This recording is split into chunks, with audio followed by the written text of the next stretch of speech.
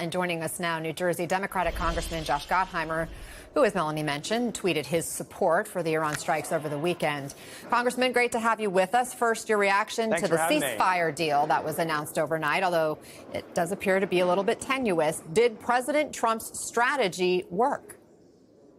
Obviously, very positive news. Right after 12 days of strikes, Iran has cornered their nuclear program, significantly degraded. Obviously, no Americans in harm's way, which is most important. And, let's just remember that Iran is the leading state sponsor of terror. We can't allow them to have a nuclear weapon. They've killed scores and scores of Americans, obviously threatened our allies, but they see us as an enemy, just like we see them as one of our top adversaries. And so there's no sympathy here. And for what hopefully will be an outcome where there is no nuclear development in Iran, and that the country and the leadership there and the military leadership obviously significantly weakened. Last night, the president said the ceasefire would last forever. And here was the vice president. The president, without, knock on wood, having a single American casualty, obliterated the Iranian nuclear program. We are now in a place where we weren't a week ago. A week ago, Iran was very close to having a nuclear weapon. Now, Iran is incapable of building a nuclear weapon with the equipment they have because we destroyed it. So that's a very, very big thing. 12 hours later, the president says both sides already violated this ceasefire deal. So is it really mission accomplished?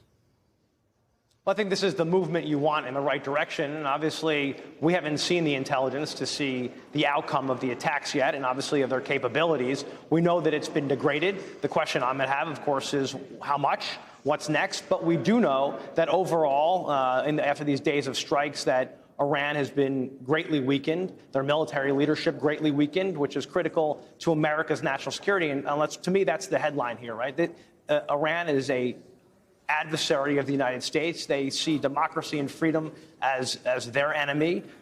They are not only against human rights, but they have a long record, whether it's against women, against gay people, of violating human rights, and have zero openness to the kind of democracy and freedom that we are so proud of here in the United States. So as far as I'm concerned, the steps taken so far are a big win for the United States. And now we've got to focus on what's next and making sure we keep this ceasefire in place, ensuring that they never get a nuclear weapon, that they can't further enrich. Right now, we believe they're at 60%, has been reported publicly. We can't ever allow them to break out to have a nuclear weapon. And that, to me, is critically important, as well as stopping as the leading state sponsor of terror in the region and in the world. We have to make sure that program and their efforts there through all their proxies continue to be shut down.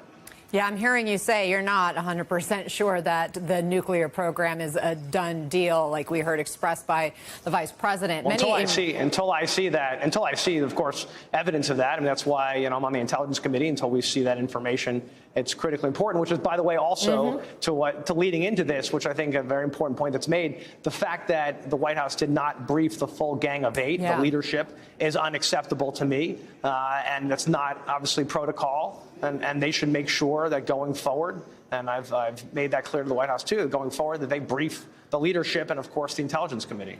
So a lot of people in your party called the president's order to strike Iran without congressional approval unconstitutional. You've expressed support for the strikes. But do you believe they should have come to Congress first?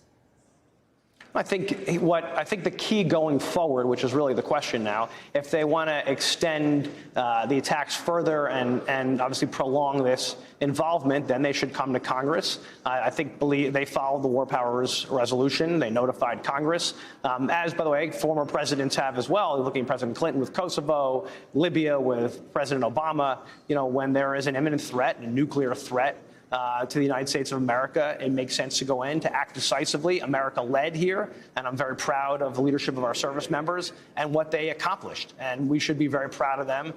But the key, again, I think it was really important that the president should have notified the Gang of Eight. I think going forward, if this is going to be a protracted involvement, then they should come to the Congress. But otherwise, I think we should look at this from what it was. It was a very successful attack on an enemy of the United States. that has been long involved in killing Americans, going after our service members, attacking our bases, either directly or through their proxies. And so this is a big win for the United States. Democratic Congressman Josh Gottheimer of New Jersey, we appreciate your perspective. Thanks for joining us. Thanks for having me.